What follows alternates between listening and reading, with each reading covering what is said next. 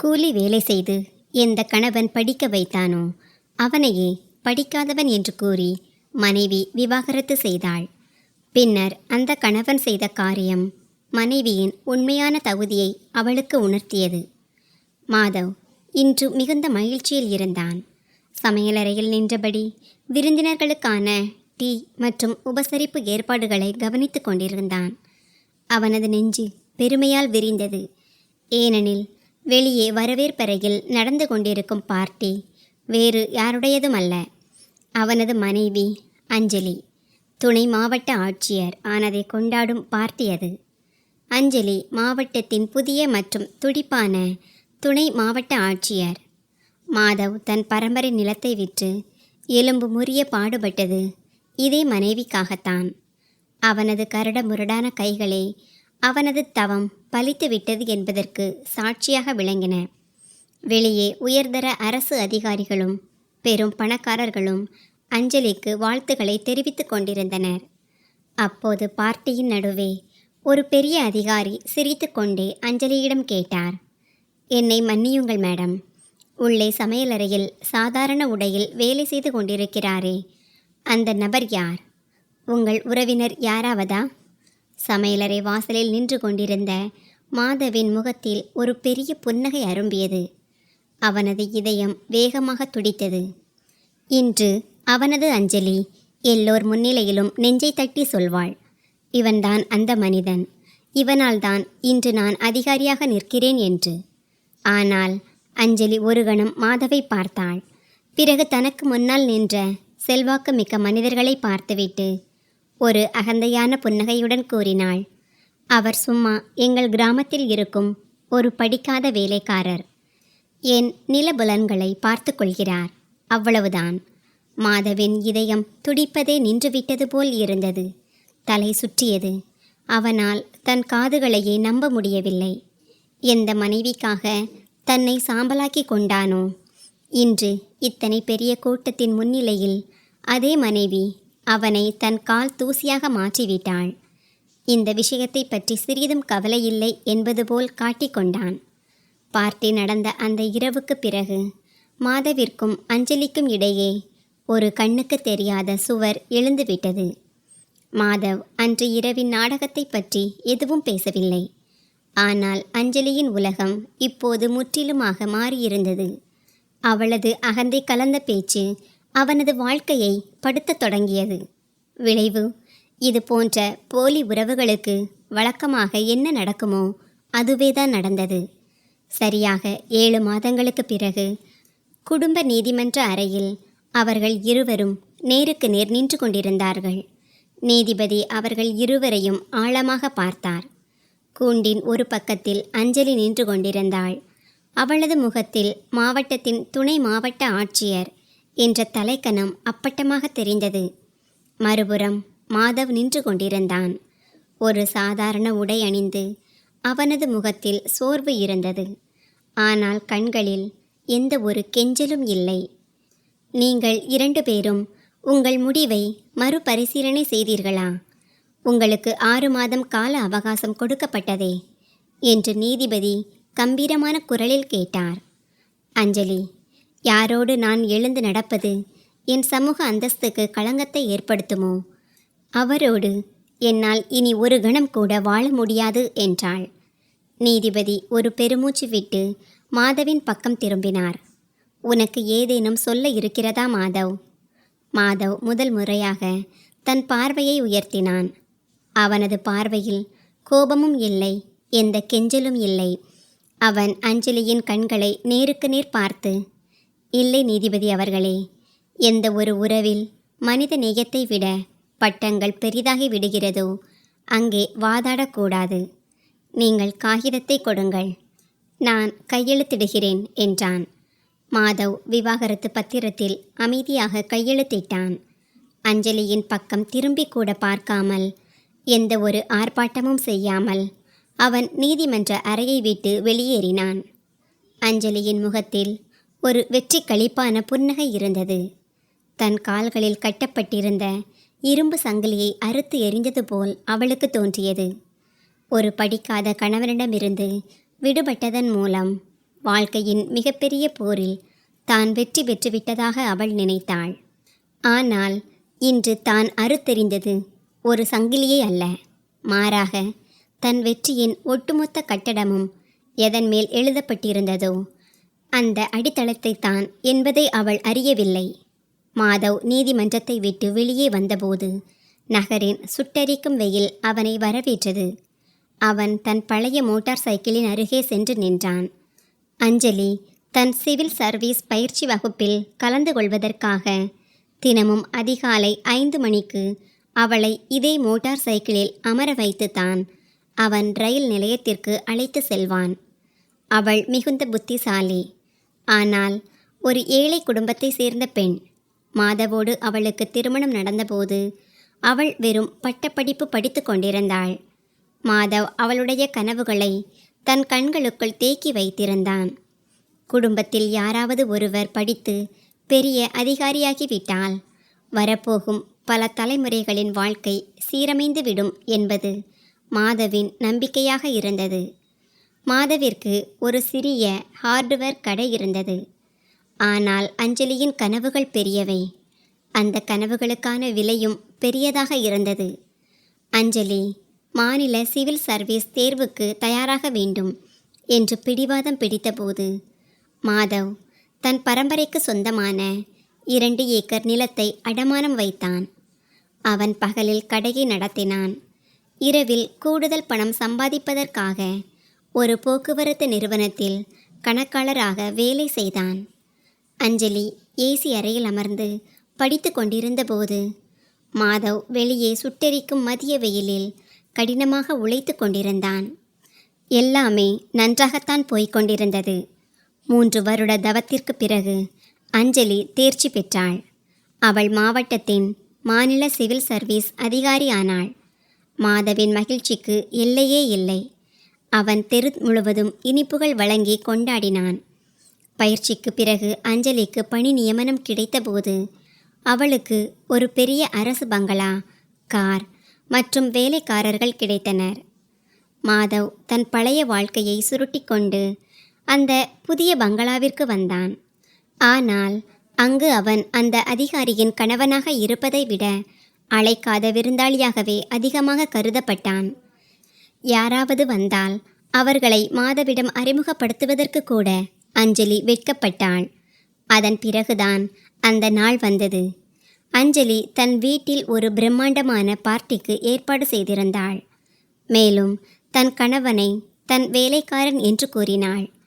இந்த சம்பவத்திற்கு சில மாதங்களுக்கு பிறகு அஞ்சலி மன உளைச்சல் மற்றும் அறிவுசார் சமத்துவமின்மை ஆகிய பொய் காரணங்களை காட்டி விவாகரத்து வழக்கு தொடர்ந்தாள். விவாகரத்திற்கு பிந்தைய ஆரம்ப நாட்கள் மாதவிற்கு நரகத்தை விட கொடூரமாக இருந்தன. அவன் மீண்டும் தன் பழைய வீட்டிற்கே திரும்பி வந்திருந்தான். வீட்டின் ஒவ்வொரு மூலையும் அஞ்சலியின் நினைவுகளாலும் அவளது துரோகத்தாலும் நிறைந்திருந்தது. சமூகத்தின் ஏளன பேச்சுக்கள் அவனது இரவுகளின் தூக்கத்தை கெடுத்தன. மனைவியை படிக்க வைத்து அதிகாரி ஆக்கினான். இவனையோ பாலில் விழுந்த ஈயை போல தூக்கி எறிந்து விட்டாள். அவன் ஒரு பாமரனாச்சே. முதல் வகுப்பு அதிகாரியோடு அவனால் எப்படி வாழ முடியும்? இந்த வார்த்தைகள் தினமும் அவனது காதுகளில் காய்ச்சிய ஈயத்தை ஊற்றுவது போல் விழுந்தன. ஒரு நாள் இரவு விரக்தியின் உச்சத்துக்கே சென்ற மாதவ் கூரை மின்விசிறியை நீண்ட நேரம் வெறித்து பார்த்து கொண்டிருந்தான். அவனது மனதில் வாழ்க்கையை முடித்து கொள்ளும் எண்ணம் வந்தது. ஆனால் அதே கணத்தில் சுவரில் தொங்கிக் கொண்டிருந்த அவனது மறைந்த தந்தையின் படம் அவன் கண்ணில் பட்டது. அதன் பிறகு அவனது கைகளின் மீது பார்வை விழுந்தது. இந்த கைகள் பலவீனமானவை அல்ல. இந்த கைகள்தான் ஒரு சாதாரண பெண்ணை மாவட்டத்தின் மிகப்பெரிய அதிகாரியாக மாற்றியவை. அப்படியென்றால் இந்த கைகளால் எனக்கான ஒரு புதிய விதியை எழுத முடியாதா? மாதவ் தனக்குள்ளேயே பேசிக்கொண்டான். அவள் என்னை அறிவற்றவன் என்றும் தன் அந்தஸ்தை விட குறைவானவன் என்றும் எடை போட்டுவிட்டாள்.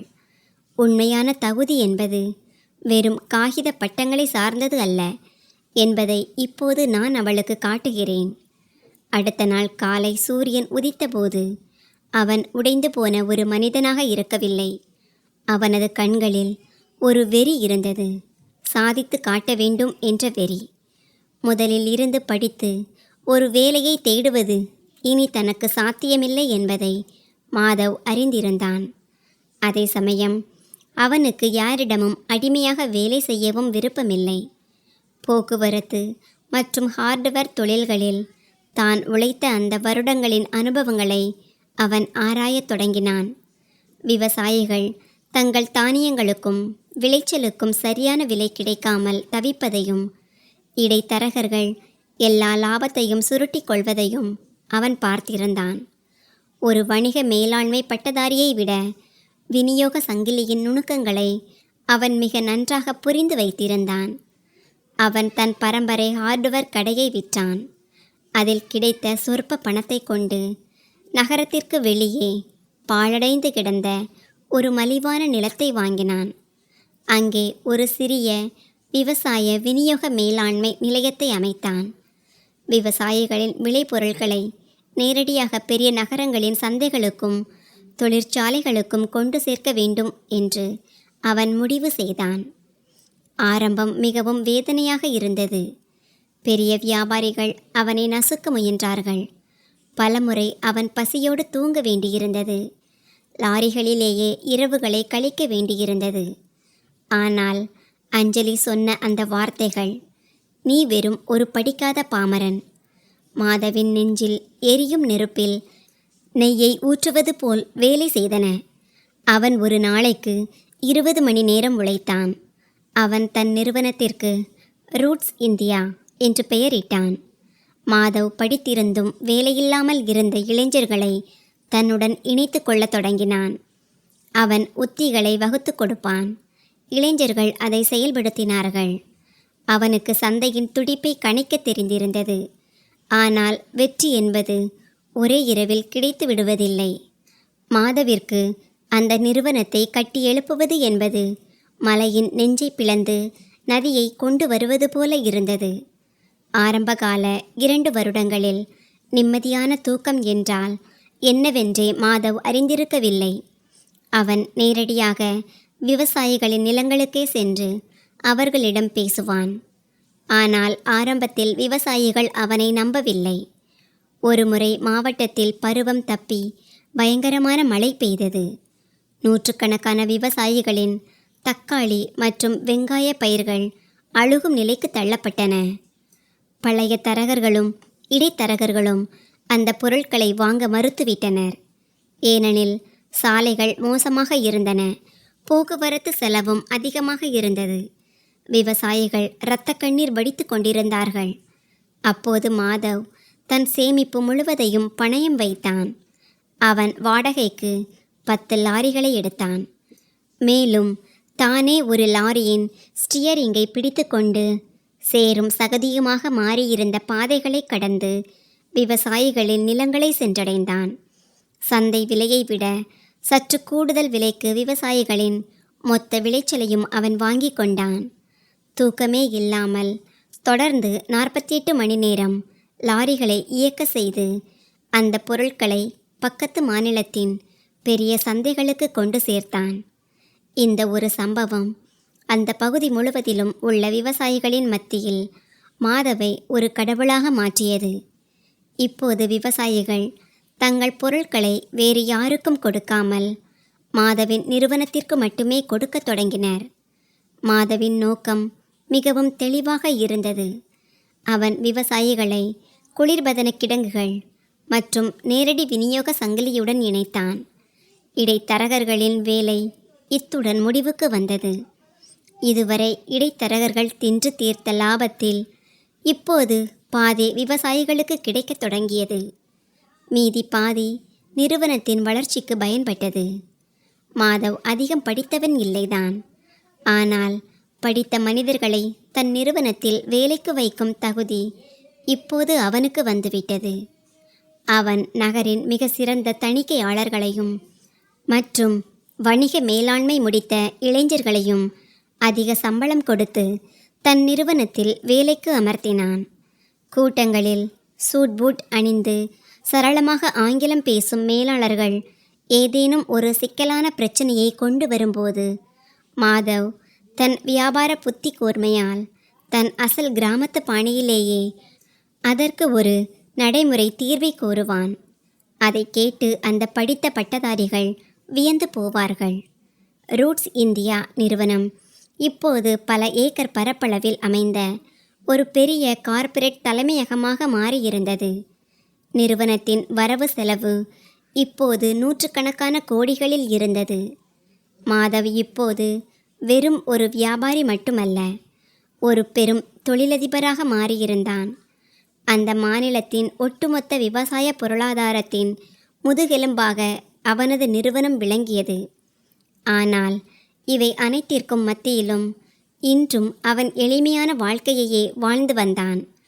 ஊடகங்கள் மற்றும் ஆடம்பர வெளிச்சத்தில் இருந்து எப்போதும் தள்ளியே இருந்தான். செய்தித்தாள்களில் அவனது நிறுவனத்தின் பெயர் தினமும் அச்சிடப்பட்டது. ஆனால் மாதவின் புகைப்படம் ஒருபோதும் வெளிவரவில்லை. அவன் திரைமறைவில் இருந்து கொண்டே தன் பேரரசை நடத்தி கொண்டிருந்தான். மறுபுறம் இந்த 7 வருடங்களில் அஞ்சலிக்கும் பதவி உயர்வு கிடைத்திருந்தது. அவள் இப்போது துணை மாவட்ட ஆட்சியர் பதவியிலிருந்து உயர்வு பெற்று மாநிலத்தின் ஒரு முக்கியமான மாவட்டத்தின் மாவட்ட ஆட்சியராக மாறியிருந்தாள். அவளிடம் இப்போது அதிகாரம் இருந்தது. எல்லா சுகபோக வசதிகளும் இருந்தன. ஆனால் அவளது வாழ்க்கையில் ஒரு வெறுமை இருந்தது. அவள் 2வது திருமணம் செய்து கொள்ளவில்லை. ஏனெனில் தன் அறிவு திறனுக்கு இணையான ஒரு மனிதன் தனக்கு கிடைக்கவே இல்லை என்று அவள் நினைத்தாள். மாவட்ட ஆட்சியரானதும் அவளுக்கு தான் இந்த மாவட்டத்தின் அதிபதி என்ற எண்ணம் வரத் தொடங்கியது. தான் நினைப்பது மட்டும்தான் நடக்கும் என்று கர்வம் கொண்டாள். ஆனால் அதன் பிறகு அஞ்சலி ஒரு புதிய மாவட்டத்திற்கு மாற்றலாகி வந்தாள். அந்த மாவட்டம் மாநிலத்தின் மிகப்பெரிய விவசாய மற்றும் தொழில்துறை மையமாக இருந்தது. அது வேறு எந்த மாவட்டமும் அல்ல, மாதவின் நிறுவனத்தின் ஒட்டுமொத்த வலைப்பின்னலும் பரவியிருந்த அதே மாவட்டம்தான். அஞ்சலி பொறுப்பேற்ற உடனே தன் பழைய கண்டிப்பான மற்றும் அகந்தையான போக்கை காட்டத் தொடங்கினாள்.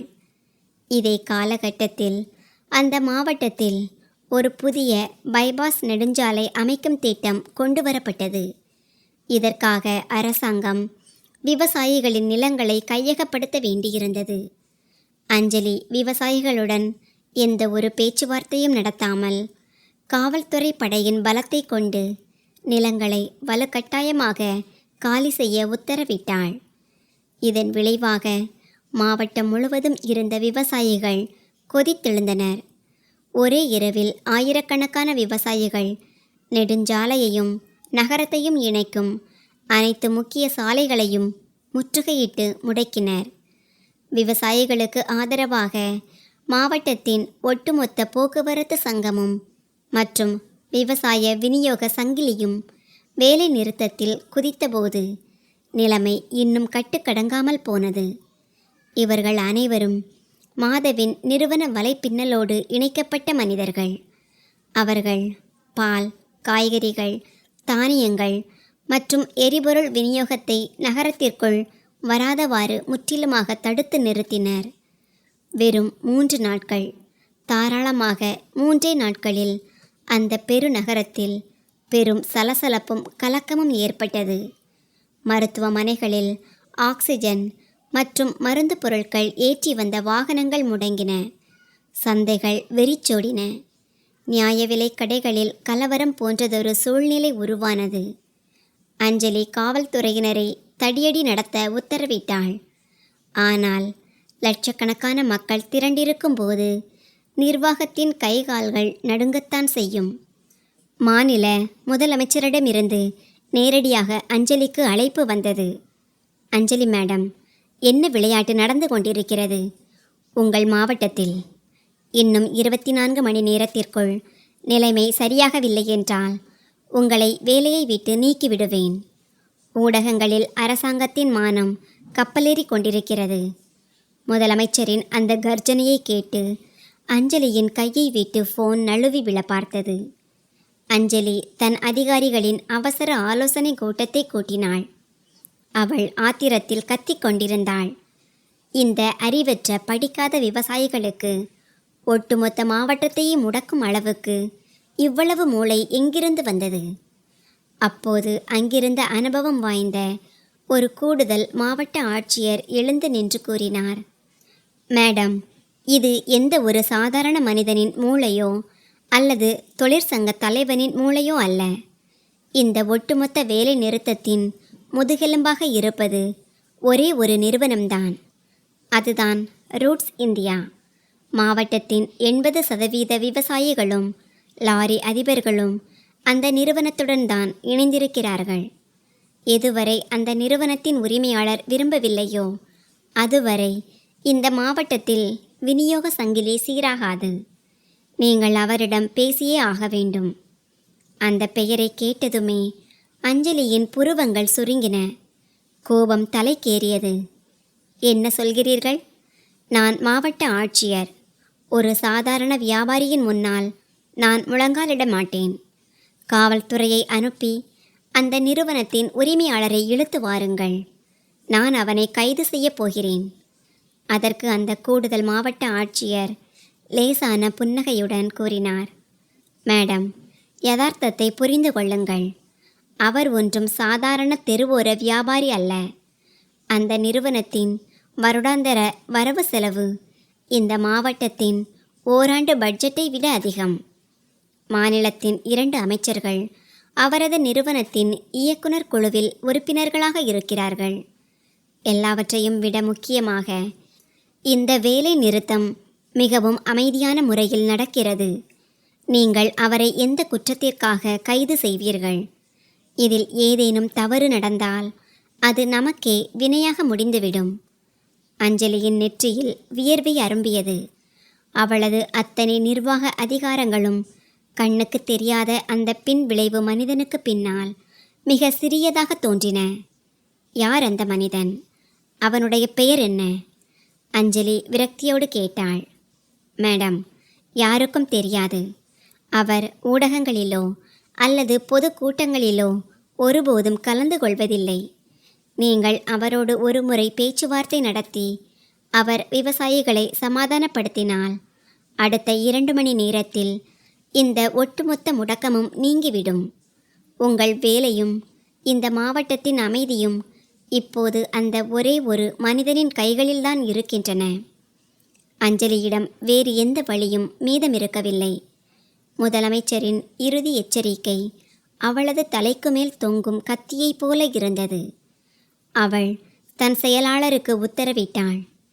அந்த நிறுவனத்தின் தலைமை அலுவலகத்திற்கு தொடர்பு கொண்டு அவசரமாக அதன் மேலாள் இயக்குனருடன் எனக்கு ஒரு சந்திப்பை ஏற்பாடு செய்.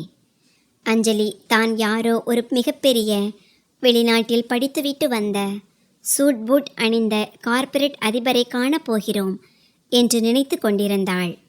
தான் யாரிடம் கெஞ்சி கேட்கப் போகிறோமோ அவன்தான் ஒரு காலத்தில் படிக்காத பாமரன் என்று கூறி விவாகரத்து செய்த தன் முன்னாள் கணவன் மாதவ் என்பதை அவள் சிறிதும் கணித்திருக்கவில்லை. காலம் இப்போது பகடை உருட்டலை மாற்றிவிட்டது. வேட்டையாடியவளும் வேட்டையாடப்பட்டவனும் நேருக்கு நேர் சந்திக்கும் தருணம் வந்துவிட்டது. ரூட்ஸ் இந்தியா நிறுவனத்தின் தலைமை அலுவலகம் நகரத்தின் எல்லையில் கிட்டத்தட்ட 50 ஏக்கர் பரப்பளவில் பசுமையான வளாகத்தில் அமைந்திருந்தது. வெளியே இருந்து பார்ப்பதற்கு இது ஏதோ ஒரு பன்னாட்டு நிறுவனத்தின் அலுவலகம் போல தோன்றியது. வானளாவிய கண்ணாடி மாளிகை, வரிசையாக நின்று கொண்டிருந்த 100கணக்கான லாரிகள் மற்றும் ஆயிரக்கணக்கான ஊழியர்களின் பரபரப்பான இயக்கம். அஞ்சலியின் சிவப்பு நீல விளக்கு பொருந்திய அரசு கார் அந்த பிரம்மாண்டமான நுழைவாயிலுக்குள் நுழைந்தபோது முதல் முறையாக அவளுக்கு தன் அதிகாரம் மிகவும் சிறியதாக தோன்றத் தொடங்கியது. அஞ்சலி தனக்கு நெருக்கமான சில அதிகாரிகளுடன் காரை விட்டு வெளியே வந்தாள். அவர்கள் வரவேற்பறைக்கு வந்ததும் ஆக்ஸ்போர்ட் பல்கலைக்கழகத்தில் படித்துவிட்டு வந்த அந்த நிறுவனத்தின் இளம் மேலாளர் அவர்களை தொழில்முறை பண்போடு வரவேற்றார். பின்னர் அவர்களை தன்னுடன் அழைத்து கொண்டு லிஃப்ட் வழியாக மேலாண் இயக்குனரின் அலுவலகத்தை நோக்கி சென்றார். லிஃப்ட் திறந்தது. எதிரே ஒரு மிகப்பெரிய கண்ணாடி அறை இருந்தது. அதன் வெளியே இருந்த பெயர் பலகையில் யாருடைய பெயரும் எழுதப்பட்டிருக்கவில்லை. வெறும் பதவி மட்டுமே இருந்தது. நிறுவனர் மற்றும் மேலாண் இயக்குனர். அஞ்சலி தன் முகத்தில் எப்போதும் இருக்கும் அந்த பழக்கமான நிர்வாக கம்பீரத்தை வரவழைத்து கொண்டு அந்த அறைக்குள் நுழைந்தாள். அந்த அறை மிகவும் பெரியதாக இருந்தது. ஆனால் அதே சமயம் மிகவும் எளிமையாக இருந்தது. மேலாண் இயக்குனர் தன் நாற்காலியில் அமர்ந்திருக்கவில்லை. அப்போது மேலாளர், சார், மாவட்ட ஆட்சியர் மேடம் வந்திருக்கிறார் என்றார். அறையின் மறுமுனையில் இருந்த ஒரு பெரிய கண்ணாடி ஜன்னலின் அருகே முதுகை காட்டி நின்று கொண்டிருந்த ஒரு மனிதனை பார்த்து மேலாளர் கூறினார். அந்த மனிதன் நகரத்தை வெறித்து பார்த்து கொண்டிருந்தான். வாருங்கள் மாவட்ட ஆட்சியர் மேடம், அமருங்கள். கம்பீரமான அசல் கிராமத்து பாணியிலான அந்த மிக நன்கு பழகிய குரலை கேட்டவுடனேயே அஞ்சலியின் இதய துடிப்பு ஒரு கணம் நின்றுவிட்டது போல் இருந்தது. அந்த மனிதன் மெதுவாக திரும்பினான். முகத்தில் அதே எளிமை, கண்களில் அதே அமைதி. அவன் மாதவ், அவளால் விவாகரத்து செய்யப்பட்ட அவளது கணவன். அவளால் படிக்காதவன், பாமரன் என்று ஒதுக்கப்பட்ட அதே மாதவ். அஞ்சலியின் கையில் இருந்த நிலம் கையகப்படுத்தும் ஃபைல் நழுவி கீழே கம்பளத்தின் மேல் விழுந்தது. அவளது கண்கள் அப்படியே உறைந்து போயின. அவளது மூளையினால் இந்த திகைப்பூட்டும் காட்சியை நம்பவே முடியவில்லை. தனக்கு ஏதேனும் பயங்கரமான மாயத்தோற்றம் ஏற்படுகிறதோ என்று அவள் பயந்தாள்.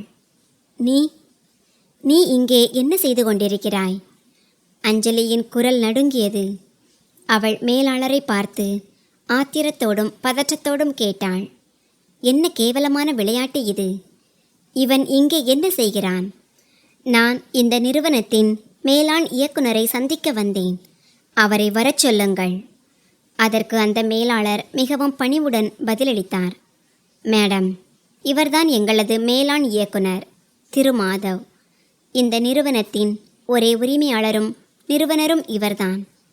அஞ்சலிக்கு தன் தலையில் யாரோ சுத்தியலால் ஓங்கி அடித்தது போல் இருந்தது. அந்த மாதவ், ஆங்கிலத்தில் ஒரு வார்த்தை கூட பேசத் தெரியாத அந்த படிக்காத மனிதன் இன்று ஒரு மாபெரும் தொழில் சாம்ராஜ்யத்தின் அதிபதியாகிவிட்டான். மாதவ் மேஜையின் அருகே வந்து அவளை நாற்காலியில் அமருமாறு சைகை காட்டினான். அவன் முற்றிலும் அமைதியாக இருந்தான். அவனது முகத்தில் எந்த ஒரு வெற்றி களிப்போ அல்லது பழிவாங்கும் உணர்ச்சியோ தெரியவில்லை. அமருங்கள் அஞ்சலி மேடம், உங்களுடைய ஃபைல்கள் கீழே விழுந்துவிட்டன. மாதவ் தொடர்பு பட்டனை அழுத்தி 2 காஃபி கொண்டு வாருங்கள், அப்படியே 1 கிளாஸ் தண்ணீரும் கொண்டு வாருங்கள். மாவட்ட ஆட்சியர் மேடமுக்கு மிகவும் வியர்க்கிறது என்றான். அஞ்சலி அப்படியே சோஃபாவில் சரிந்து அமர்ந்தாள். அவளது அகந்தையும் அவளது அதிகார கர்வமும் அந்த ஒரே ஒரு கணத்தில் சுக்கு நூறாக உடைந்து சிதறியது. மாதவ் தன் நாற்காலியில் அமர்ந்தபடி அந்த ஃபைலை திறந்தான். எனக்கு தெரியும் நீங்கள் ஏன் இங்கே வந்திருக்கிறீர்கள் என்று. நெடுஞ்சாலை திட்டத்திற்காக. முதலமைச்சர் அவர்களின் அழுத்தம் உங்கள் மேல் இருக்கிறது, அப்படித்தானே? அஞ்சலி தன்னை தேற்றிக்கொள்ள முயன்றாள். தன் அதிகார தோரணையை மீண்டும் போலித்தனமாக கொண்டு வர முயற்சி செய்தபடி கூறினாள். இங்கே பாருங்கள் மிஸ்டர் மாதவ், நீங்கள் செய்து கொண்டிருப்பது நிர்வாகத்திற்கு எதிரானது. இதனுடைய விளைவுகள் என்னவாக இருக்கும் என்று உங்களுக்கு தெரியுமா? மாதவ் லேசாக புன்னகைத்தான். மாவட்ட ஆட்சியர் மேடம், நீங்கள் புத்தகங்களை நிறைய படித்திருக்கிறீர்கள். ஆனால் மனிதர்களை படிக்க ஒருபோதும் கற்றுக்கொள்ளவில்லை. நீங்கள் அனுமதி அளித்த அந்த நிலம் கையகப்படுத்தும் வரைபடத்தை குளிர்சாதன அறையில் அமர்ந்து கொண்டு தயாரித்திருக்கிறீர்கள். அந்த பைபாஸ் சாலையில் வரும் அந்த 3 கிராமங்களின் நிலங்கள்தான் இந்த மாவட்டத்திலேயே மிக அதிக விளைச்சல் தரும் வளமான நிலங்கள் என்பது உங்களுக்கு தெரியுமா? அங்கிருக்கும் விவசாயி அந்த நிலத்தை இழந்துவிட்டால் அவன் வெறும் கூலித் தொழிலாளியாக மாறிவிடுவான். மாதவ் மேஜையின் மேல் மற்றொரு வரைபடத்தை விரித்தான். நான் என் பொறியாளர்களையும் நிபுணர்களையும் கொண்டு ஒரு மாற்றுப்பாதையை தயார் செய்திருக்கிறேன். இந்த நெடுஞ்சாலையை வெறும் 1.5 கிலோமீட்டர் இடது பக்கமாக திருப்பி அமைத்தால் அது பாழடைந்த அரசு நிலத்தின் வழியாக செல்லும். இதனால் அரசாங்கத்தின் நஷ்ட ஈட்டுத் தொகையும் மிச்சமாகும். ஒரு விவசாயி கூட வீடற்றவனாக மாற மாட்டான். அஞ்சலி வாயடைத்து போனாள். மாதவ் எந்தளவுக்கு தொழில்நுட்ப ரீதியாகவும் தர்க்க ரீதியாகவும் ஆழமாக பேசிக்கொண்டிருந்தான் என்றால் அது எந்த ஒரு பெரிய IAS அதிகாரியையும் தோற்கடித்துவிடும். விவசாயிகள் வேலை நிறுத்தத்தை பற்றி பேச வேண்டுமானால், மாதவ் தொடர்ந்து கூறினான், நான் யாரையும் தூண்டிவிடவில்லை. அஞ்சலியிடம் பேசுவதற்கு ஒரு வார்த்தை கூட இல்லை. தனக்கு முன்னால் அமர்ந்திருக்கும் இந்த மனிதன் தன் அறிவுத்திறனை விட பல மைல்கள் முன்னோக்கி சென்றுவிட்டான் என்பதை அவள் உணர்ந்தாள். அப்படியென்றால் இப்போது நீ என்ன நினைக்கிறாய்? என்னை அவமானப்படுத்த வேண்டுமா? என்னை பழிவாங்க வேண்டுமா? அஞ்சலி தழுதழுத்த குரலில் கேட்டாள். மாதவ் அஞ்சலியின் கண்களை நேராக பார்த்தான். பழி வாங்குவதா? நமக்கு சமமாக இருப்பவர்களிடம்தான் பழி வாங்க வேண்டும். நீங்களோ என்னை எப்போதோ உங்களை விட கீழ்மட்டத்து மனிதனாக முடிவு செய்துவிட்டீர்களே. மேலும் அவமானப்படுத்துவதை பற்றி பேசினால் மனிதனை அவனுடைய செயல்கள்தான் அவமானப்படுத்துமே தவிர மற்ற மனிதர்கள் அல்ல. நான் இங்கே தொழில் செய்யவும் விவசாயிகளின் உரிமையை காப்பாற்றவும் தான் அமர்ந்திருக்கிறேன். என் கடந்த கால கணக்குகளை தீர்ப்பதற்காக அல்ல. மாதவ் ஒரு ஃபைலை அஞ்சலியை நோக்கி நகர்த்தினான். இது ஒரு ஒப்பந்த பத்திரம். எனது நிறுவனம் பரிந்துரைத்துள்ள இந்த புதிய மாற்றுப்பாதையை நிர்வாகம் அங்கீகரிக்கும் என்று இதில் எழுதப்பட்டுள்ளது. விவசாயிகள் மீது தடியடி நடத்திய காவல்துறை ஊழியர்கள் பணி நீக்கம் செய்யப்படுவார்கள். மேலும் கையகப்படுத்தப்படும் அந்த சிறிதளவு நிலத்திற்கான நஷ்ட ஈட்டுத் தொகை 4 மடங்காக உயர்த்தப்படும். இதில் பாதி செலவை எனது நிறுவனம் ஏற்றுக்கொள்ளும். அஞ்சலி அந்த பத்திரத்தை பார்த்தாள். ஒருவேளை நான் இதில் கையெழுத்திட மறுத்தால்? அப்படியென்றால் வெளியே நின்று கொண்டிருக்கும் அந்த ஆயிரக்கணக்கான லாரிகள் அங்கேயேதான் நிற்கும்.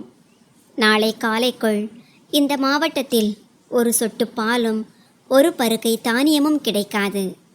ஒருவேளை நாளை மாலைக்குள் முதலமைச்சர் உங்களை... அஞ்சலி தன் நடுங்கும் கைகளால் பேனாவை எடுத்தாள். அந்த ஃபைலில் கையெழுத்திட்டாள். அடுத்த 1 மணி நேரத்தில் வேலை நிறுத்தம் முடிவுக்கு வந்துவிடும். நீங்கள் புறப்படலாம். மாதவ் ஃபைலை திரும்ப பெற்றுக்கொண்டே கூறினான். பின்னர் தன் நாற்காலியிலிருந்து எழுந்து மீண்டும் ஜன்னலுக்கு வெளியே வேடிக்கை பார்க்க தொடங்கினான். அஞ்சலி அங்கிருந்து எழுந்தாள். அவளது கால்கள் பெருத்து போய் கனமாக இருந்தது போல் உணர்ந்தாள். வாசலை சென்றடைந்ததும் அவள் பின்னால் திரும்பி பார்த்தாள்.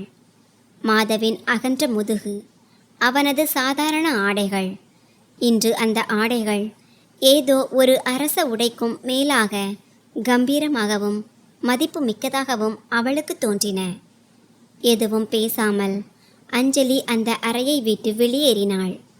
மாதவ் சொன்னபடியே அடுத்த சில நிமிடங்களில் அனைத்தும் நடந்தது. லாரிகளின் என்ஜின்கள் ஸ்டார்ட் செய்யப்பட்டன. விநியோக சங்கிலி மீண்டும் இயங்கத் தொடங்கியது. 1 மணி நேரத்திற்குள் நெடுஞ்சாலை முற்றிலும் காலியானது. ஒட்டுமொத்த மாவட்டமும் நிம்மதி பெருமூச்சு விட்டது. அன்று மாலை மாநில தலைநகரிலிருந்து முதலமைச்சர் அஞ்சலிக்கு தொடர்பு கொண்டார். சபாஷ் அஞ்சலி மேடம், உங்களை போன்ற துடிப்பான அதிகாரி இந்த சூழ்நிலையை கையாண்டு விடுவார் என்று எனக்கு தெரியும். எந்த ஒரு வன்முறையும் இல்லாமல் இவ்வளவு பெரிய வேலை நிறுத்தத்தை முடிவுக்கு கொண்டு வந்து விட்டீர்கள். பாராட்டுக்கள். அழைப்பு துண்டிக்கப்பட்டது. ஆனால் அந்த பெரிய அரசு பங்களாவின் அமைதியில் அமர்ந்திருந்த அஞ்சலிக்கு நன்றாக தெரிந்திருந்தது இந்த வெற்றி அவளுடையது அல்ல என்று. அவளுக்கு அவளது பதவியும் மரியாதையும் பிச்சையாக திரும்ப கிடைத்திருந்தன. அந்த பிச்சையை போட்டது வேறு யாருமல்ல, எந்த மனிதனின் வேர்வை நாற்றம் தனக்கு ஒரு காலத்தில் அருவருப்பை தந்ததோ அதே மனிதன்தான். இரவு ஆழமாகி இருந்தது. அஞ்சலி தன் பங்களாவின் வரவேற்பறையில் தனியாக அமர்ந்திருந்தாள். அவளது கண்களுக்கு முன்னால் கடந்த 7 ஆண்டுகளின் நினைவுகள் நிழலாடின. மாதவ் எப்படி தன் நிலத்தை அடமானம் வைத்தான், அஞ்சலியின் பயிற்சி வகுப்பு கட்டணத்தை செலுத்துவதற்காக சுட்டெரிக்கும் வெயிலில் அவன் எப்படி மூட்டைகளை தூக்கினான், அவளை ரயில் நிலையத்திற்கு அழைத்து செல்வதற்காக தினமும் அதிகாலையில் அவன் எப்படி தன் தூக்கத்தை தியாகம் செய்தான். ஆனால் அதற்கு பதிலாக அஞ்சலி அவனுக்கு என்ன கொடுத்தாள்? படிக்காத வேலைக்காரன் என்று கூறி அவனது அடையாளத்தையே அழித்து விட்டாள். ஒரு உறவில் அறிவுசார் தகுதி என்பது ஆங்கிலம் பேசுவதாலோ அல்லது விலை உயர்ந்த புத்தகங்களை படிப்பதாலோ வருவதில்லை என்பது இன்று அவளுக்கு புரிந்தது. உண்மையான தகுதி என்பது இக்கட்டான காலத்திலும் துணையாக நிற்பதில்தான் இருக்கிறது. மாதவ் அவளை களிமண்ணாக குலைத்து ஒரு சிலையாக செதுக்கி இருந்தான். ஆனால் அந்த சிலைக்கு தான் கோயிலில் இருக்கிறோம் என்ற அகந்தை வந்துவிட்டது. தன்னை உருவாக்கியவன் மண்ணில் புதைந்து கிடக்கிறான் என்பதை மறந்து அஞ்சலி கதறி அழத் தொடங்கினாள். தன் வாழ்க்கையின் மிக மதிப்புமிக்க ஒன்றை தன் சொந்த முட்டாள்தனத்தால் அவள் இழந்து விட்டாள். அன்று இரவு அவளால் தூங்க முடியவில்லை. தனக்குரிய தண்டனை கிடைத்துவிட்டது, இனி எல்லாம் முடிந்துவிட்டது என்று அவள் நினைத்தாள். ஆனால் விதியின் ஆட்டம் இன்னும் பாக்கி இருந்தது. நெடுஞ்சாலை வரைபடத்தில் செய்யப்பட்ட அந்த மாற்றம் மாவட்டத்தின் ஆயிரக்கணக்கான விவசாயிகளின் நிலங்களை காப்பாற்றியது உண்மைதான். ஆனால் அதிகார வர்க்கத்தில் அமர்ந்திருந்த ஒரு பெரிய முதலையின் வாலில் மிதித்துவிட்டது. மாநிலத்தின் செல்வாக்கு மிக்க வருவாய்த்துறை அமைச்சரும் நிலக்கரி மாஃபியாவுமான பவானி பிரதாப்பின் பல கோடிகள் அந்த பழைய வரைபட பகுதியில் பந்தயம் வைக்கப்பட்டிருந்தன. பவானி பிரதாப் சில விவசாயிகளை மிரட்டி அங்கிருந்த நிலங்களின் ஒரு பகுதியை மிக குறைந்த விலைக்கு தன் பினாமிகளின் பெயரில் வாங்கியிருந்தான். நெடுஞ்சாலை அமையும் போது அரசாங்கத்திடமிருந்து 4 மடங்கு நஷ்ட ஈட்டுத் தொகையை சுருட்டுவதே அவனது திட்டம். ஆனால் அஞ்சலிக்கும் மாதவிற்கும் இடையே ஏற்பட்ட ஒப்பந்தம் பவானி பிரதாப்பின் கோடிக்கணக்கான ரூபாய் கனவில் மண்ணை அள்ளி போட்டது. அரசியலில் நஷ்டத்திற்கான பழிவாங்கல் என்பது எதிராளியின் அடையாளத்தையே அழிப்பதன் மூலம்தான் தீர்க்கப்படும்.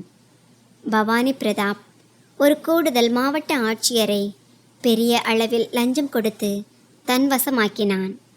யாரை அஞ்சலி தன் மிக நெருங்கிய நண்பன் என்று நம்பியிருந்தாளோ அதே கூடுதல் மாவட்ட ஆட்சியர் அவளுக்கு துரோகம் செய்து ஃபைல்களில் அஞ்சலியின் டிஜிட்டல் கையெழுத்தையும் முத்திரையையும் திருட்டுத்தனமாக பயன்படுத்தினான். இதன் மூலம் அஞ்சலிக்கு எதிராக ஒரு பயங்கரமான சதி வலை பின்னப்பட்டது. மாவட்டத்தின் வெள்ள நிவாரண நிதி மற்றும் சாலை கட்டுமான ஒப்பந்தங்களில் 50 கோடி ரூபாய் ஊழல் நடந்ததாக குற்றம் சாட்டப்பட்டு அந்த பழி நேரடியாக மாவட்ட ஆட்சியர், அதாவது அஞ்சலியின் மேல் சுமத்தப்பட்டது. ஒரே இரவில் ஊழல் தடுப்பு பிரிவு மற்றும் விழிப்புணர்வு துறை குழுக்கள் அவளது பங்களாவிலும் அலுவலகத்திலும் அதிரடி சோதனைகளை நடத்தின. இந்த செய்தி ஊடகங்களில் காட்டு தீ போல பரவியது. மாவட்ட ஆட்சியர் 50 கோடி ஊழல் வழக்கில் எந்த நேரத்திலும் கைது செய்யப்படலாம். சில நாட்களுக்கு முன்பு அவளை பாராட்டிய அதே முதலமைச்சர் தேர்தல் மற்றும் ஊடகங்களின் அழுத்தத்தின் காரணமாக அஞ்சலியை உடனடியாக பணியிடை நீக்கம் செய்து உத்தரவிட்டதோடு இது குறித்த விசாரணைக்கும் ஆணையிட்டார். அஞ்சலியின் காலடி நிலம் சரிந்தது போல் இருந்தது. இந்த கையெழுத்து என்னுடையது அல்ல, நான் சதி செய்து பழிவாங்கப்படுகிறேன் என்று அவள் அலறி துடித்தாள். ஆனால் அவளது குரலை கேட்க யாருமே இல்லை. அவள் உதவிக்காக தன் உயர்தர மற்றும் படித்த சக அரசு அதிகாரி நண்பர்களை தொடர்பு கொண்ட போது யாருமே அவளது அழைப்பை ஏற்கவில்லை. பணியிடை நீக்கம் செய்யப்பட்டு கரைபடிந்த ஒரு அதிகாரிக்கு ஆதரவாக நின்று தன் சொந்த வாழ்க்கையையும் எதிர்காலத்தையும் பாழாக்கிக் கொள்ள யாரும் விரும்பவில்லை. அகந்தை என்னும் மாளிகையில் வாழ்ந்து வந்த அஞ்சலி இன்று முற்றிலும் ஆதரவற்று தனித்து நின்றாள். கைது செய்யப்படுவதற்கான கத்தி அவளது தலைக்கு மேல் தொங்கிக் கொண்டிருந்தது. அவளது முன் ஜாமீன் மனு மாவட்ட நீதிமன்றம் முதல் உயர் நீதிமன்றம் வரை தள்ளுபடி செய்யப்பட்டது. அவளது அரசு பங்களா அவளிடமிருந்து பறிக்கப்பட்டிருந்தது. அவள் நகரின் ஒரு சாதாரண தங்கு விடுதி அறையில் தங்கியிருந்தாள். தொலைக்காட்சியில் உள்ள செய்தி சேனல்கள் அவளை ஒரு ஊழல்வாதியாகவும் பேராசை பிடித்த அதிகாரியாகவும் சித்தரித்து கொண்டிருந்தன. அஞ்சலி கண்ணாடியில் தன் முகத்தை பார்த்தாள். கண்களுக்கு கீழே கருவளையங்கள், கலைந்த தலைமுடி, முகத்தில் மரண பயம். அதிகாரம் என்பது நாற்காலிக்குத்தான் இருக்கிறதே தவிர மனிதனுக்கு அல்ல என்பது அவளுக்கு இன்றுதான் புரிந்தது. அவளுக்கு மாதவின் நினைவு வந்தது. எந்த படிக்காத மாதவின் ஆடைகளில் இருந்து வந்த வேர்வை நாற்றம் அவளுக்கு வெறுப்பை தந்ததோ அவனது நினைவு. அவன் மட்டும் இன்று துணையாக இருந்திருந்தால் உலகத்தின் எந்த ஒரு ஆபத்தும் அஞ்சலியை நெருங்கியிருக்க முடியாது. நான் எவ்வளவு கீழ்த்தரமானவளாகவும் குருடியாகவும் இருந்திருக்கிறேன். அஞ்சலி தரையில் விழுந்து கதறி அழத் தொடங்கினாள். அவளது நெஞ்சு குற்ற உணர்ச்சியாலும் மன வருத்தத்தாலும் வெடித்துவிடும் போல் இருந்தது. அன்று இரவு அஞ்சலி முற்றிலும் உடைந்து போனாள். காவல்துறையால் கைகளில் கைவிலங்கு மாட்டப்பட்டு தன் மீதமிருக்கும் மானத்தையும் ஏலம் விட அவள் விரும்பவில்லை என்று முடிவு செய்தாள். அவள் அறையின் மின் விசிறியை பார்த்தாள். ஒரு கயிற்றால் தூக்கு கயிற்றை தயார் செய்தாள். அவள் நாற்காலியின் மேல் ஏறுவதற்காக முன்னடி எடுத்து வைத்தபோது திடீரென அவளது அறைக்கதவு பலமாக தட்டப்பட்டது. வாசலில் நின்றது காவல்துறை அல்ல, டெல்லியில் இருந்து வந்த நாட்டின் மிகப்பெரிய குற்றவியல் வழக்கறிஞர் தன் ஒட்டுமொத்த குழுவுடன் நின்று கொண்டிருந்தார். நீதிமன்றத்தில் வாதாட அவர் ஒருமுறை வாங்கும் கட்டணமே கோடிகளில் இருக்கும். வணக்கம் மேடம், நாளை காலை உயர் நீதிமன்றத்தின் சிறப்பு அமர்வு உங்கள் வழக்கை விசாரணை செய்ய போகிறது. நாங்கள் உங்களுக்காக வாதாடுவோம் என்று அந்த வழக்கறிஞர் மிகவும் நிதானமாக கூறினார். அஞ்சலி திகைத்து போனாள்.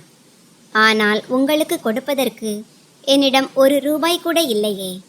என்னுடைய சொத்துக்கள் அனைத்தும் முடக்கப்பட்டு விட்டன. வழக்கறிஞர் புன்னகைத்தார். எங்களுக்கான கட்டணம் ஏற்கனவே செலுத்தப்பட்டு விட்டது மேடம். நாங்கள் வெறும் வாதாடுவதற்காக மட்டும் வரவில்லை. உங்களை எந்த ஒரு கரையும் இல்லாமல் நிரபராதி என்று விடுவிப்பதற்காகவே அனுப்பப்பட்டிருக்கிறோம். அடுத்த நாள் காலை மாநில உயர் நீதிமன்றத்தில் கூட்டம் அலைமோதியது. ஊடகங்களின் கேமராக்கள் தயாராக இருந்தன. பவானி பிரதாப்பின் வழக்கறிஞர்கள் அஞ்சலியை சிறைக்கு அனுப்பும் முழு தயாரிப்புடன் வந்திருந்தனர். ஆனால் விசாரணை தொடங்கியதும் டெல்லியில் இருந்து வந்த வழக்கறிஞர் நீதிபதியின் முன்னால் ஒரு பென்டிரைவ் மற்றும் சில ஆவணங்களை வைத்தார். மதிப்பிற்குரிய நீதிபதி அவர்களே, என் கட்சிக்காரர் மீது சுமத்தப்பட்டுள்ள இந்த 50 கோடி ஊழல் குற்றச்சாட்டு அப்பட்டமான பொய். இதுதான் உண்மையான நிஜம். நீதிமன்ற அறையில் இருந்த திரையில் அந்த வழக்கறிஞர் எதை காண்பித்தாரோ அது ஒட்டுமொத்த மாநில அரசியலிலும் ஒரு மிகப்பெரிய பூகம்பத்தையே ஏற்படுத்தியது. அது ஒரு இரகசிய புலனாய்வு மற்றும் வங்கி பரிவர்த்தனைகளை கண்காணித்ததற்கான பக்காவான ஆதாரம். திரையில் ஓடிக்கொண்டிருந்த காணொளியில் பவானி பிரதாப்பின் அந்த அடியாட்களும் அஞ்சலியின் நண்பனான அந்த கூடுதல் மாவட்ட ஆட்சியரும் ஒரு உண்மையை அப்பட்டமாக ஒப்புக்கொண்டிருந்தனர். பவானி பிரதாப்பிடமிருந்து கோடிக்கணக்கில் லஞ்சம் வாங்கி கொண்டு கூடுதல் மாவட்ட ஆட்சியர்தான் அஞ்சலியின் டிஜிட்டல் கையெழுத்தையும் பாஸ்வேர்டையும் திருடி போலி ஒப்பந்தங்களை அனுமதித்திருந்தான். அது மட்டுமல்லாமல் கணினி தடய அறிவியல் துறையின் அறிக்கை, அந்த பினாமி நிலங்களின் ஆவணங்கள் மற்றும் வெளிநாட்டுக்கு அனுப்பப்பட்ட பவானி பிரதாப்பின் சட்டவிரோத பண பரிவர்த்தனைகள் என அனைத்தின் மொத்த ஜாதகத்தையும் அந்த வழக்கறிஞர் நீதிமன்றத்தின் முன் அம்பலப்படுத்தினார். நீதிபதி வியப்புடன் கேட்டார், அரசாங்கத்தின் உளவுத்துறை அமைப்புகளால் கூட கண்டுபிடிக்க முடியாத ஆதாரங்களை உங்களால் எப்படி திரட்ட முடிந்தது? வழக்கறிஞர் ஒரு பெருமூச்சு விட்டு பதிலளித்தார், மதிப்பிற்குரிய நீதிபதி அவர்களே, இந்த ஆதாரங்களை திரட்டியது ஒட்டுமொத்த நாட்டிலும் மிகப்பெரிய போக்குவரத்து மற்றும் விநியோக சங்கிலி வலைப்பின்னலை கொண்ட ஒரு மனிதர். ரோட்ஸ் இந்தியா நிறுவனத்தின் உரிமையாளர் திரு மாதவ் தன் நிறுவனத்தின் 100க்கும் மேற்பட்ட ஊழியர்களை இந்த வேலையில் இறக்கினார். சதி வலையில் சிக்க வைக்கப்பட்டுள்ள ஒரு நேர்மையான அதிகாரியை இந்த ஊழல் நிறைந்த அமைப்பிலிருந்து காப்பாற்ற வேண்டும் என்பதற்காக மட்டுமே அவர் இதை செய்தார். அஞ்சலியின் இதயம் ஒரு கணம் துடிக்க மறந்தது. மாதவ், எந்த மனிதனின் வாழ்க்கையை அவள் அளித்தாளோ அதே மனிதன் இன்று தன் முழு அதிகாரத்தையும் பலத்தையும் பயன்படுத்தி அவளை இந்த நரகத்திலிருந்து மீட்டெடுத்து கொண்டிருக்கிறான். நீதிபதி அதே கணத்தில் அஞ்சலியை எந்த ஒரு குற்றமும் அற்றவர் என்று மதிப்போடு விடுதலை செய்து உத்தரவிட்டார். மேலும் அமைச்சர் பவானி பிரதாப்பிற்கு எதிராக சிபிஐ விசாரணைக்கும் உடனடியாக கைது செய்வதற்கான ஆணையையும் பிறப்பித்தார். நீதிமன்றத்தை விட்டு வெளியே வந்ததும் ஊடகங்கள் அஞ்சலியை சூழ்ந்து கொண்டன.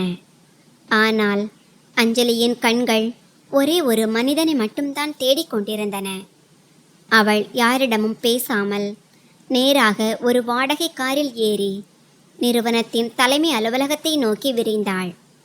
அவள் ஓட்டமும் நடையுமாக நிறுவனத்திற்குள் நுழைந்து அங்கிருந்த பாதுகாப்பு அதிகாரியிடம் தான் திரு மாதவை சந்திக்க வேண்டும் என்று கெஞ்சி கேட்டாள். அனுமதி கிடைத்ததும் அவள் உள்ளே நுழைந்தாள். மாதவ் அங்கேயே நின்று கொண்டிருந்தான். அஞ்சலி ஓடி சென்று மாதவின் கால்களில் விழுந்தாள். என்னை மன்னித்துவிடு மாதவ், என்னை மன்னித்துவிடு. தரையில் விழுந்து கிடந்த அஞ்சலி விம்மியபடியே கைகளை கூப்பி கெஞ்சி கொண்டிருந்தாள். என் அறிவு அகந்தையால் குருடாகிவிட்டது. நான் உன்னை வீட்டை விட்டு துரத்தினேன், உன்னை அவமானப்படுத்தினேன். ஆனால் நீ என் வாழ்க்கையையும் என் மானத்தையும் காப்பாற்றி விட்டாய். ஏன் மாதவ், உன்னை தூக்கி எறிந்து தன் வாழ்க்கையில் இருந்து விரட்டியடித்த அந்த பெண்ணுக்காக நீ ஏன் இதை செய்தாய்? அஞ்சலி விம்மியபடி கைகளை கூப்பி தரையில் அமர்ந்து அழுது கொண்டிருந்தாள். மாதவ் அஞ்சலியை எழுப்புவதற்கு தன் கைகளை நீட்டக்கூட இல்லை. மிகவும் அமைதியான குரலில் கூறினான், எழுந்திரு அஞ்சலி. இப்படி தரையில் விழுந்து அழுவது உன்னுடைய அந்தஸ்திற்கும் தகுதிக்கும் அழகல்ல. அஞ்சலி விம்மியபடியே நிமிர்ந்து பார்த்தாள். எனக்கு தெரியும் மாதவ், நீ இன்றும் என்மேல் அன்பு வைத்திருக்கிறாய். இல்லையென்றால் என்னை ஏன் காப்பாற்றப் போகிறாய்?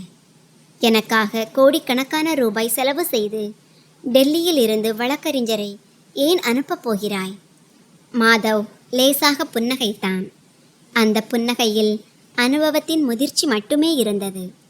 தவறான கணக்கில் வாழாதே அஞ்சலி. உன்னை மீண்டும் என் வாழ்க்கைக்குள் கொண்டு வர வேண்டும் என்பதற்காக நான் உன்னை காப்பாற்றவில்லை. நீ அகந்தை பிடித்தவளாக இருக்கலாம், ஆனால் உன்னுடைய எண்ணத்தில் கள்ளம் இல்லை என்பதை நான் அறிவேன். அதற்காகத்தான் உன்னை காப்பாற்றினேன். நான் உயிரோடு இருக்கும்போது ஒரு ஊழல்வாதியின் சதித்திட்டம் ஒரு நேர்மையான மனிதனின் உழைப்பை விழுங்குவதை என்னால் சகித்து கொள்ள முடியாது. ஒரு நிரபராதியை காப்பாற்றும் சக்தி என்னிடம் இருந்தது. நான் காப்பாற்றினேன். நாளை உன்னுடைய இடத்தில் ஒரு புதிய தெரியாத அதிகாரி இருந்திருந்தாலும் நான் இதைத்தான் செய்திருப்பேன். அஞ்சலி மாதவின் கைகளை பற்றி கொண்டாள். நான் எல்லாவற்றையும் விட்டு விடுகிறேன் மாதவ். இந்த வேலை, இந்த பதவி, எல்லாவற்றையும். என்னை மட்டும் மன்னித்து விடு. என்னை மீண்டும் உன் வீட்டிற்கு அழைத்து செல். நான் உனக்கு தொண்டு செய்து கொண்டே வாழ்கிறேன். நாம் மீண்டும் ஒரு புதிய வாழ்க்கையை தொடங்குவோம். மாதவ் தன் கைகளை அஞ்சலியின் கைகளில் இருந்து விடுவித்து கொண்டு 2 அடிகள் பின்வாங்கி சொன்னான், நான் உன்னை எப்போதோ மன்னித்து விட்டேன் அஞ்சலி. ஏனெனில் கடந்த காலத்தின் சுமைகளை நான் சுமந்து திரிவதில்லை. ஆனால் விவாகரத்தின் போது நீ நீதிமன்றத்தில் சொன்னாயே, அது முற்றிலும் உண்மைதான். நம் இருவருக்கும் அறிவுசார் தகுதி ஒத்துப்போகாது. நமக்குள் எந்த பொருத்தமும் இல்லை. நீ ஒரு நாற்காலியை பெறுவதற்காக புத்தகங்களை படித்தாய். நானோ எந்த ஒரு நாற்காலியையும் சார்ந்து வாழக்கூடாது என்பதற்காக வாழ்க்கையின் அடி உதைப்பட்டு படித்தேன். உன்னுடைய பட்டங்கள் உனக்கு முன்னால் நிற்பவனின் தகுதியை பார்த்து எப்படி உறவுகளை உருவாக்குவது மற்றும் முறிப்பது என்பதைத்தான் உனக்கு கற்றுக் கொடுத்துள்ளன. ஆனால் என்னுடைய இந்த படிக்காத அனுபவம் எனக்கு என்ன கற்றுக் கொடுத்திருக்கிறது என்றால், எந்த ஒரு மனிதன் தன் அகந்தையால் தனக்குரியவர்களையே மிதித்து நசுக்குகிறானோ அவன் மேல் மீண்டும் பந்தயம் கட்டுவது முட்டாள்தனம். அஞ்சலி உறைந்து போன கண்களோடு மாதவை பார்த்து கொண்டிருந்தாள். மாதவ் ஒரே கணத்தில் அவளது ஒட்டுமொத்த அடையாளத்தையும் துகிலுரித்து துண்டு துண்டாக்கிவிட்டான். இன்று நீ என் காலடியில் விழுந்து கிடக்கிறாயே, இது உன்னுடைய அன்பு அல்ல. நிஜம் என்னவென்றால், இன்று என்னுடைய இந்த அறையும் இந்த அதிகாரமும் உன்னுடைய அரசு காரை விட பெரியதாக உனக்கு தோன்றுகிறது. அதனால்தான் இன்று உனக்கு என்னிடம் உன்னுடைய கணவன் தெரிகிறான். யதார்த்தம் என்னவென்றால், நாளை ஒருவேளை என்னிடம் இருக்கும் இவை அனைத்தும் பறிபோய் நான் மீண்டும் தெருவுக்கு வந்துவிட்டால் உன்னுடைய அந்த படித்த அகந்தை மீண்டும் விழித்து கொள்ளும். நான் உனக்கு மீண்டும் அதை படிக்காத பாமரன் ஆகிவிடுவேன். அறையில் ஒரு பயங்கரமான அமைதி நிலவியது. கதவு திறந்திருக்கிறது. நீ புறப்படலாம். மாதவ் வெளியேறும் வழியை காட்டியபடி கூறினான். பின்னர் ஒரு தொலைபேசி அழைப்பில் தன்னை பிஸியாக்கி கொண்டான். இந்த தண்டனை அஞ்சலிக்கு மரணத்தை விட கொடூரமானதாக இருந்தது. அவள் வெறுங்கையோடும் கண்ணீர் நனைந்த முகத்தோடும் நசுக்கப்பட்ட ஆன்மாவோடும் அந்த அறையை விட்டு வெளியேறினாள். அந்த படிக்காத கணவன் படித்த தன் முன்னாள் மனைவிக்கு எந்த ஒரு உடல் ரீதியான காயத்தையும் ஏற்படுத்தவில்லை. அவன் தன் குணத்தையும் தகுதியையும் எந்த அளவுக்கு உயர்த்திவிட்டான் என்றால், அவளது பட்டங்களும் அவளது ஒட்டுமொத்த அடையாளமும் அந்த படிக்காத மனிதனின் கால் தூசியாக மாறிப்போனது. நண்பர்களே, மாதவ் எடுத்த இந்த முடிவு சரியானதுதானா? உங்களது கருத்தை கமெண்ட் பாக்ஸில் தாராளமாக பகிர்ந்து கொள்ளுங்கள். கதை பிடித்திருந்தால் அதை விரும்பி உங்கள் நண்பர்களுடன் பகிர்ந்து கொள்ளுங்கள். இது போன்ற புதிய சுவாரஸ்யமான கதைகளுக்கு எங்கள் சேனலை சப்ஸ்கிரைப் செய்யுங்கள்.